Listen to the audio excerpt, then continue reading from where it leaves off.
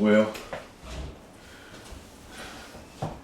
I just thought that for Christmas this year, I wanted you to give me a Christmas present. You know what it is? No. I want you to tell me a Christmas story. I want you to tell me a story. When's your birthday? The 19th. 19th. Yeah. You'll be 90. Yeah. So you was born in 1919.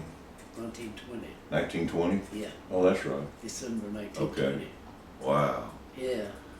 So, Christmas stories. where'd you grow up?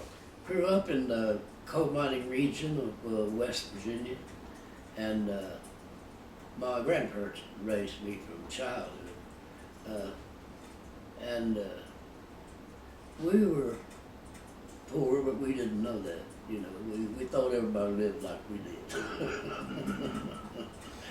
And I can recall more than one Christmas when I was a little bitty feller,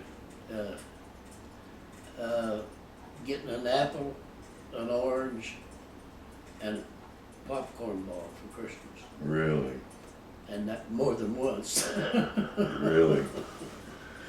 And I always, Did it snow much around there at Christmas? Yeah, I can't remember when there wasn't a snow down there. Y'all had white Christmases almost every year? Yes, sir, you betcha. Yeah. Well, you know, I was like today, everything's so fast and everybody's moving so much, and I told you earlier that one of my favorite Christmas memories was when I was about 12 years old and we got the first, one of the very first video games that ever came out. It was called Pong, and all it was this little dot that moved across the television screen, and you'd have to turn this little knob and keep that little dot going. And I remember that morning my daddy hooked it up to the television, and my brother and I were sitting there playing it, and my Aunt Ruth, she was actually my great aunt, she was old then, and I remember her sitting beside me, and I looked over and there were tears rolling down her face, and I said, "What's wrong with you, Aunt Ruth?" And she said, "Just you kids today, you have things that when I was a kid we wouldn't have dreamed of having something like that, you know."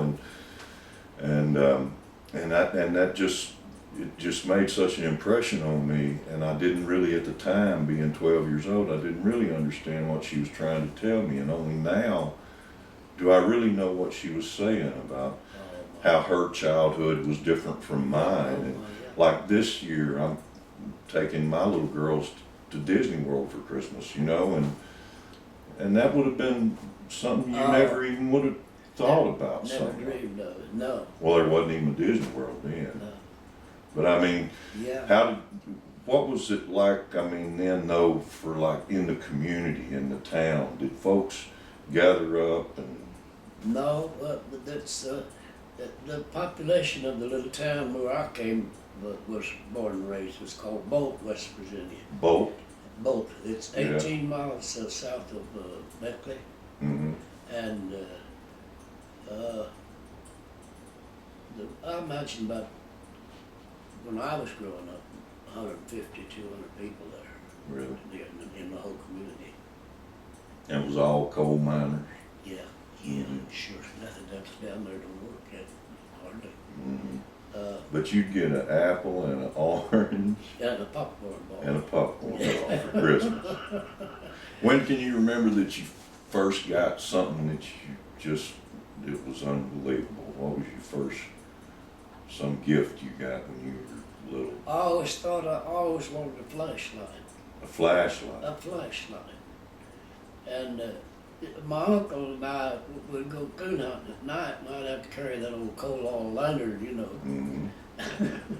And I wanted a flashlight, and so finally after a few years I got a flashlight, but I didn't have any batteries and no money to buy them, and it didn't do me a lot of good. Did you get a battery for Christmas next year? When the TVs were black and white, I bought my grandmother and my grandfather the TV set, took it down to West Virginia to her for Christmas. And I didn't have an antenna on it.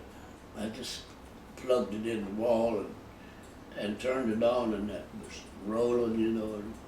And my grandmother said, "Now, what is that?"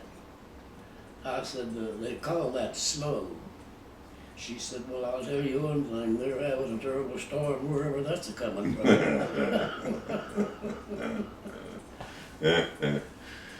And I went back later, and Got my antenna? the TV was gone. I said, "Where's the TV?" She said, "It's over at your uncle's." I had to get rid of it. The children running in and out of this house made your grandpa nervous. I had to get rid of it. Got rid of it. Those kids were coming to watch the TV over there? Yeah. Yeah. Could they hear you on the radio on the Opry when you Oh, first? yeah, sure. Yeah. Yeah, you bet. Can you remember Christmas like, let's say, at the end of World War II, like when World War II was over? Can you remember that Christmas that year? What I mean, people just must have been joyous that year that war was over. Yeah, I was working in Indianapolis at that time at WIBC, and I went there when the war first broke out, and I was there 5 years at that one radio station, and I will not soon forget when that war was over, because people were all downtown, you know. The streets were full of people. Well, but I just wanted, I mean, it was worth it to just sit here and listen to you tell me what you used to get. Oh, yeah. An apple and an orange and a popcorn ball. Uh-huh. That sounds like a song. Yeah. A Christmas song. Well, thank you for being Santa for me for a few minutes. This was your Christmas gift to me. Well, I appreciate your kindness in coming by. I really do. I love you, you know that. Well, that works two ways. You know. Yes, sir. Merry Christmas, Jimmie. Merry Christmas to you, buddy. I love you.